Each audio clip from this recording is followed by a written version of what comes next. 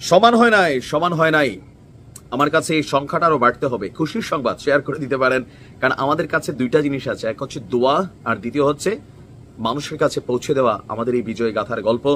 ইনশাআল্লাহ আগামী কিছুক্ষণের মধ্যে 2-4টা ওই পারে যাবে, কারণ সবগুলাই আইসিইউতে আছে। গতকালকে রাত থেকে ইরানের যে অভিযান শুরু হয়েছে, ব্যাপক অভিযান কিন্তু শুরু করেছে, এমনকি সারা দিন যাবত যে গুঞ্জন ছিল যে বড় হামলা, আর এই বড় হামলাতে ব্যবহার করা হচ্ছে ইরানের প্রযুক্তিতে থাকা বেস্ট ইকুইপমেন্ট গুলো। এখনো হাত দেয় নাই, এখনো মোটামুটি মানের ইকুইপমেন্ট দিয়ে চলছে, তবে দাম কম, তেল কম, ভাজা মচমচা আর আয়রন ডোমকে ফাঁকি দিতে সক্ষম। আজকের দিনে আপনারা একটা মেশিনের নাম শুনছেন বারবার, কাশিম বশিরের কথা বলছি।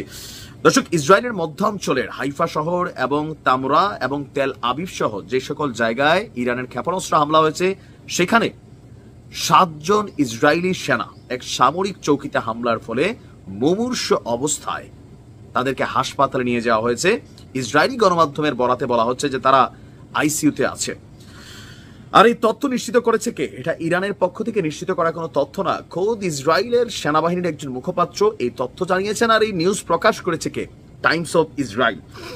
ইরানের সামরিক এবং পারমাণবিক স্থাপনায় হামলার জবাবে গতকালকে গভীর রাত থেকে যেই অভিযান চালানো হচ্ছে, সেই অভিযানে টার্গেট ছিল হাইফা বন্দরের আশেপাশে গড়ে ওঠা ইসরায়েলের সামরিক যে বাহিনীগুলো আছে বা তাঁবু বা ঘাঁটি আছে, সেখানে এই ঘটনা ঘটেছে।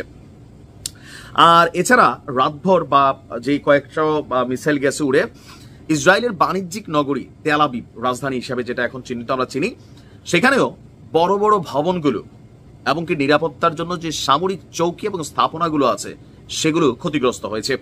তেল আবিবে ইসরায়েলের প্রতিরক্ষা মন্ত্রণালয় এবং সেনাবাহিনীর প্রধান কার্যালয় অবস্থিত, আপনারা সকলেই জানেন। ভোরের দিকে আপনার কি বলা হয় যে ভোর না, আমরা গভীর রাতে ধরতে পারি 3:15-তে আমার ধারণা যে প্রথম আঘাতটা হেনেছে। একদম ভোরও আমরা বলতে পারি সুবে সাদিকের আশেপাশের সময়। এই সময়ে এই হামলায় অপ্রস্তুত ছিল অনেক জায়গায়, কারণ সবাই ভাবতেছিল মূল টার্গেটটা হবে তেল আবিব, কিন্তু তেল আবিবের বাহিরেও বিভিন্ন গুরুত্বপূর্ণ শহর বা বন্দর বা নগর ধরতে পারি, যে জায়গাগুলোকে ইরান পুঙ্গি বাজানোর চেষ্টা করছে। আপনার অপরদিকে ইরান বলছে যে তারা পাল্টা জবাব দিবে। তাদের সেনাবাহিনীর যে ক্ষতি হয়েছে বা সামরিক স্থাপনা, আবাসিক স্থাপনাগুলোর যে ক্ষতি হয়েছে, ইরানকে তার আহ্বান জানাচ্ছে যে তারা যেন আর কোনো মিসাইল অথবা ক্ষেপণাস্ত্র না ছড়লে কি হবে? বলতেছে যদি ইরান না থামে তাহলে তাদেরকে মানে পুরা নগর নাকি জ্বলবে। আমরাও দেখতে চাই, আমরা আসলে দেখতে চাই। প্রথম ধাপে আপনি বিশ্বাস করেন ইরানের এই বিরুদ্ধে ইসরায়েলের সফলতার মেইন কারণটা হচ্ছে ইরানের সিকিউরিটিগত দুর্বলতা। নয়তো মেশিনারিজ ছিল, আকাশ প্রতিরক্ষা সিস্টেম ছিল।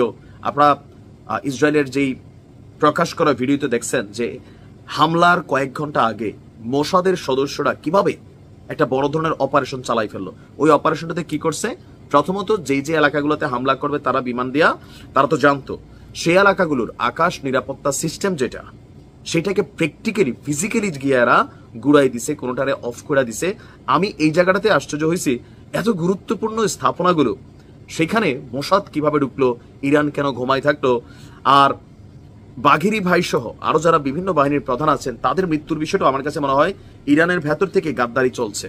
না হলে বিশাল একটা ভবনের, বিশাল একটা ফ্ল্যাটে, শত শত ফ্ল্যাটের মাঝখানে একটা ফ্ল্যাটে তিনি আছেন একদম নিশ্চিত হইয়া, যে এই সময়টাতে তিনি ঘুমাচ্ছেন, তারা ঘুমাচ্ছেন, কিভাবে সম্ভব হইল?